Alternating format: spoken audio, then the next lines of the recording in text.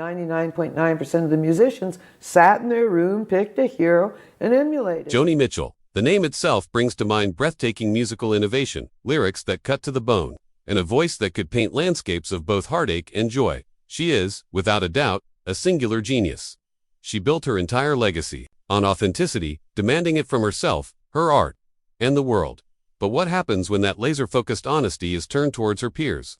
What happens when the architect of albums like Blue and Court and Spark casts her critical eye on some of the biggest names in the business? For a handful of music's most iconic figures, her words weren't praise, but scathing critiques, born from a deeply personal and uncompromising artistic code. This isn't just gossip.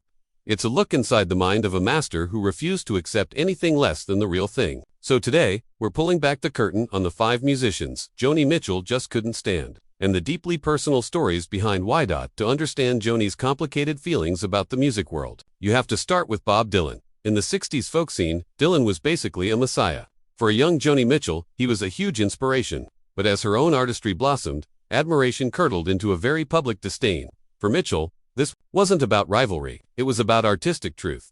Her most explosive critique came in a 2010 interview with the Los Angeles Times. The interviewer made a simple comparison, and Joni unleashed a verbal firestorm. Bob is not authentic at all. She declared he's a plagiarist, and his name and voice are fake. Everything about Bob is a deception. We are like night and day, he and I. This wasn't just a random comment. It was a belief she'd held for decades. She saw Dylan not as a genuine folk singer, but as a character he'd carefully assembled. He was born Robert Zimmerman, and while plenty of artists use stage names, for Mitchell, it was part of a bigger act. She felt his gravelly, world-weary voice was an affectation, lifted from older folk singers. She saw his whole persona as a mask he put on to sell his songs, not something that came from his soul. For Joni, who laid her own soul bare in her music, this was the ultimate artistic sin. Her songs were a direct line to her inner world. Dylan, in her eyes, was a magpie, collecting bits and pieces of other people's styles and words to create a collage. The plagiarism accusation was the most serious. It's a long-running debate.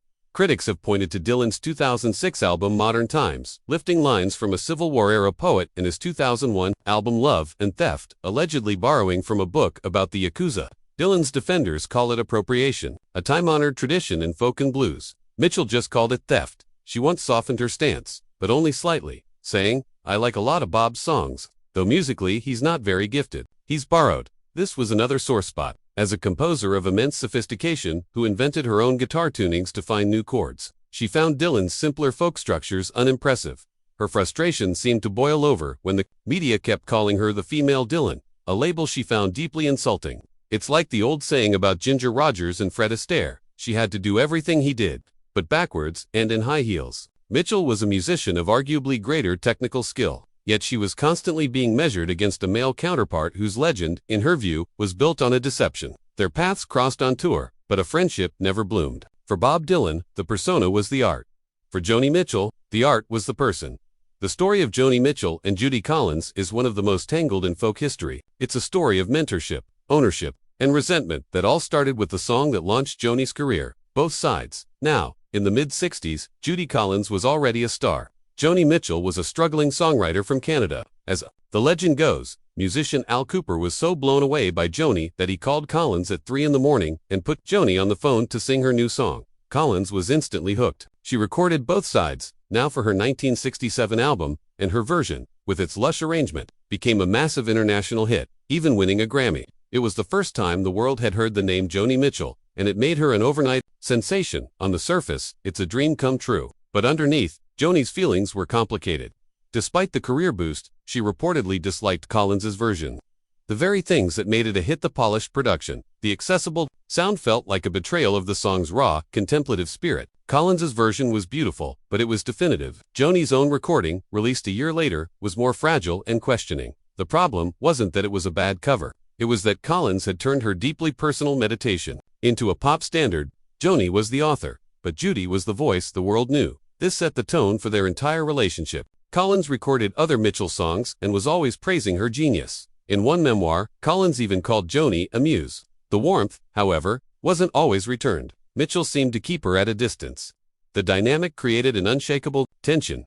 In a 2020 interview, Judy Collins acknowledged the estrangement, revealing a quiet hurt that had lingered for decades.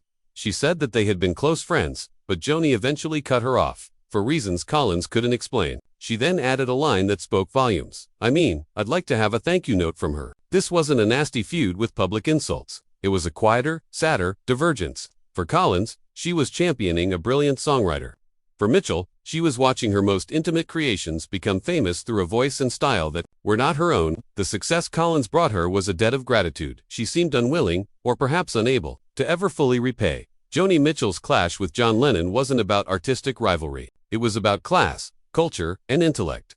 Their few interactions left a lasting, and very negative, impression on Joni, who saw Lennon's dismissive attitude as a symptom of deep-seated anxiety.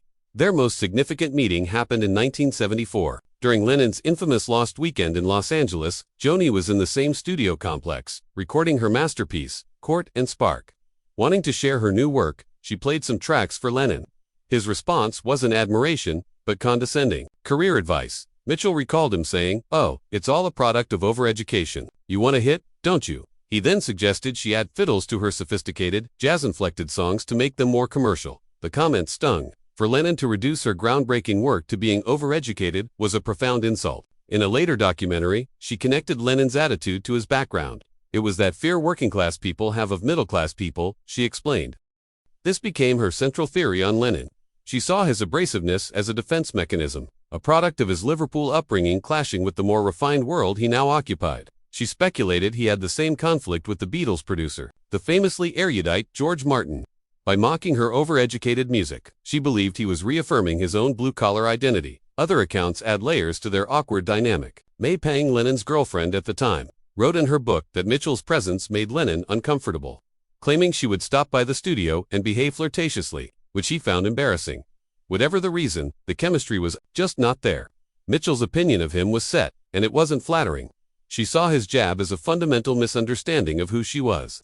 He saw her complex chords as a barrier to success. She saw them as the entire point. His advice to put some fiddles on it was the very definition of artistic compromise, something she spent her entire career resisting. Joni Mitchell's exacting standards weren't just reserved for her peers from the 60s and 70s. As the music industry evolved, her targets did too. But before we get to the pop superstars who fell under her critical gaze, if you're enjoying this deep dive into the mind of a musical genius, make sure to hit that subscribe button and ring the bell so you don't miss our next story. If Joni saw Dylan as an inauthentic folk singer, her opinion of Madonna was something else entirely. In Madonna, Joni saw the embodiment of everything she believed was wrong with the modern music industry. She viewed the queen of pop not as a musician, but as a cultural symbol of image over substance and marketing over artistry. Mitchell's critiques of Madonna were absolutely savage. "Americans have decided to be stupid and shallow." Since 1980, she told the LA Times in 2010. Madonna is like Nero, she marks the turning point. The comparison to the emperor who fiddled while Rome burned was devastating. In Joni's view, Madonna was the garish entertainment distracting the public from a broader cultural decay. It all came down to Mitchell's guiding principle, authenticity. She believed the music business had transformed from a talent-based industry into a cesspool run by bean counters.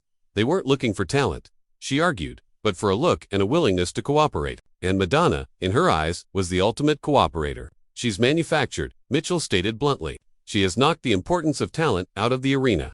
This was a deeply personal affront to an artist who wrote her own music, painted her own album art, and fiercely controlled every aspect of her work. She saw artists like Madonna as art directors who cheated by buying songs and using technology to create an illusion of creativity.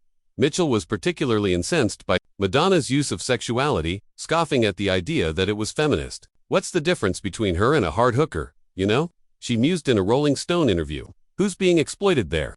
What makes this so fascinating is that Madonna was reportedly an admirer of Joni Mitchell as a teenager. This fact only seemed to strengthen Mitchell's disdain, as if she were personally disappointed by the path Madonna chose. When asked to comment on Madonna, Joni would often refuse, only to launch into a detailed takedown seconds later. She saw the success of an artist like Madonna as a direct threat.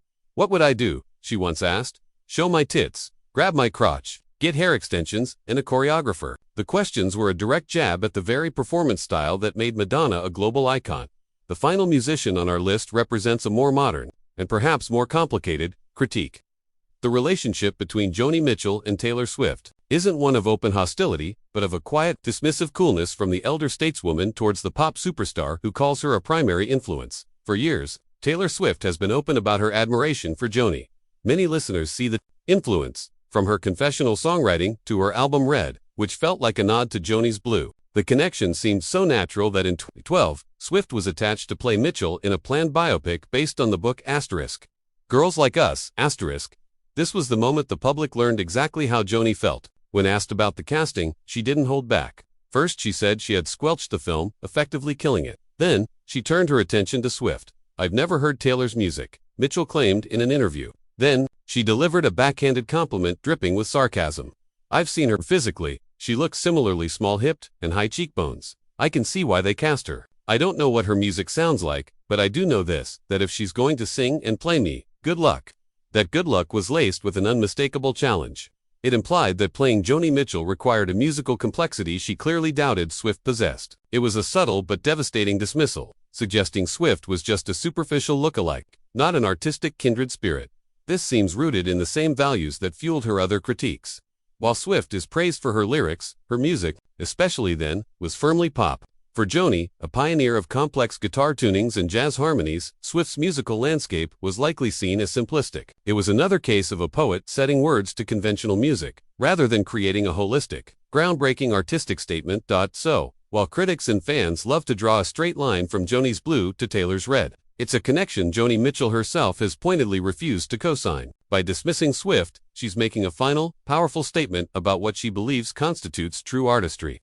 It's not just about writing about your feelings, it's about inventing a whole new language to express them. And in Mitchell's opinion, that's a bar very few have ever cleared. Bob Dylan, Judy Collins, John Lennon, Madonna, Taylor Swift, 5 giants of popular music, and all of them found themselves on the receiving end of Joni Mitchell's unflinching judgment. Looking back, a clear pattern emerges. Her critiques were never about chart positions or album sales. They were always about one thing: authenticity. Whether it was Dylan's fake persona, Collins's commercial polish, Lennon's posturing, Madonna's manufactured image, or Swift's perceived lack of depth, Mitchell measured them all against her own impossibly high artistic standard. To some, her words might sound bitter, but to others, they are the defiant statements of a true maverick. Joni Mitchell spent her life refusing to compromise her unique vision in an industry that constantly pushes for conformity. Her sharp words weren't just insults. They were a defense of the very idea of what an artist should be. And in her fierce, brilliant world, there was simply no room for fakes, phonies, or anything less than the real thing. Which of Joni Mitchell's critiques surprised you the most? Do you think she was a bitter crank or a brilliant truth-teller? Let us know your thoughts in the comments.